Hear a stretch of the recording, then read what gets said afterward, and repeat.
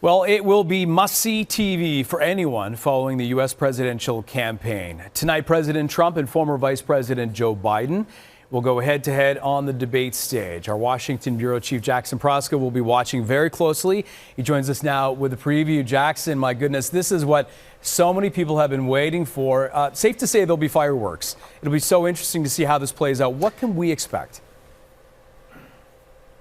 Good morning, Anthony. I think that's a very safe bet that there will be fireworks. I think for the two men, it's going to be very different strategies. For President Donald Trump, it's really going to be an all-out assault on Joe Biden, trying to drag his family and his son, Hunter Biden, who's not running for any sort of public office, into this debate, and trying to paint Joe Biden and Democrats as way too extreme to lead the country.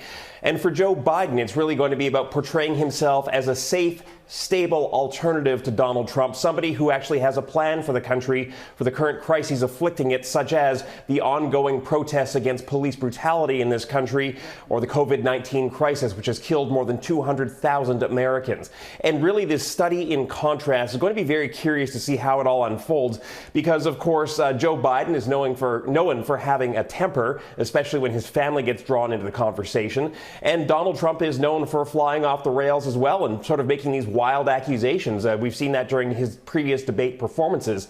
And the moderator, Chris Wallace of Fox News, has made it clear that he's not there to fact check the candidates. He says he sort of wants to be this invisible moderator and really let the two men go at it.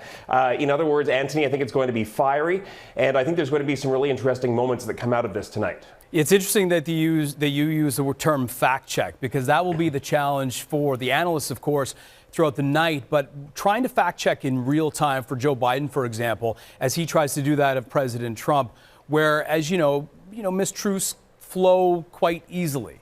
So it'll be interesting to see how because they obviously want to land that proverbial punch. Will it be a boxing match or will it be a street fight?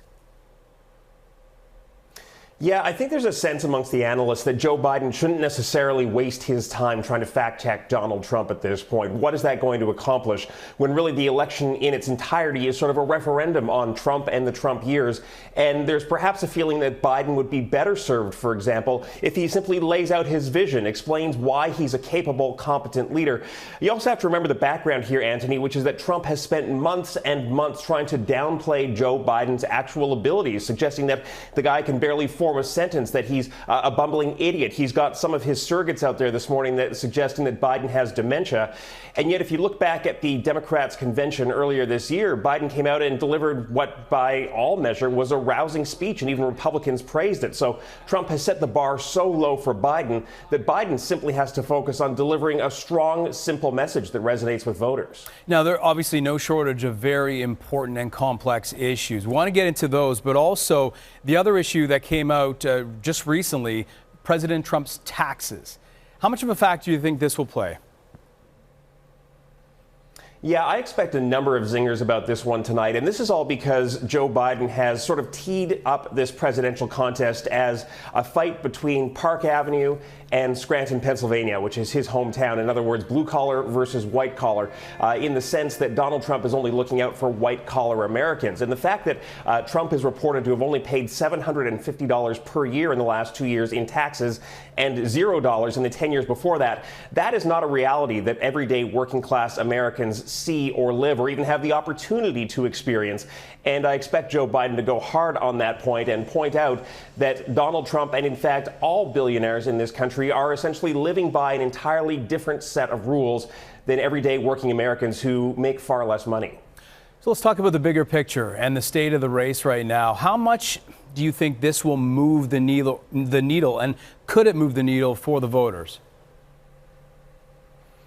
You know, to borrow a metaphor, the cake is already baked in a wide sense. There's a poll out this morning that suggests 86% of voters have already made up their minds as to who they're supporting. Another poll out last week said it was closer to 90% who've already made up their minds. So really, this is a lot of theater. And maybe for that 10% who are still on the fence, they will see something in either man tonight that swings them one way or the other. But the sort of big picture national polls suggest at this point that not only is the race locked in, but Biden is consistently out in front front by 8 to 10 percentage points nationally, and by a very wide margin in many of those key swing states, which will be needed to lock this up. Obviously, things can still change in the next 35 days, but I think the Biden camp is feeling good about where they stand right now heading into tonight. Well, no question, this will be an entertaining night. Jackson, we have to leave it there, but we appreciate your time. Thank you so much. That's Jackson Proskow joining us from Washington.